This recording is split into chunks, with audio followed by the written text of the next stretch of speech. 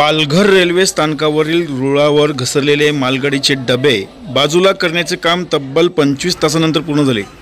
Railway विभागाचे अधिकारी, खास करून रेल्वे पूर्ववत करण्याकरिता मेहनत घेणारी टेक्निशियन टीम आणि कामगारांचे कौतुक करू तितके कमीच आहे। पालघर रेल्वे स्टेशनजवळ मालगाडीचे काही बोगी घसरून त्यातील शेकडो टन वजनी कॉईल कोसळल्या होत्या। त्यामुळे रेल्वे रुळाचे व विद्युत खांबांचे मोठ्या प्रमाणात नुकसान झाले होते। याचे दुरुस्तीचे काम रात्रभर सुरू होते। यानंतर कडकडत्या भर उन्हात दुरुस्तीचे काम सुरू केले होते। मोठ्या क्रेनच्या सहाय्याने युद्ध पातळीने काम करून अखेर पश्चिम रेल्वे वाहतूक पूर्ववत झाली।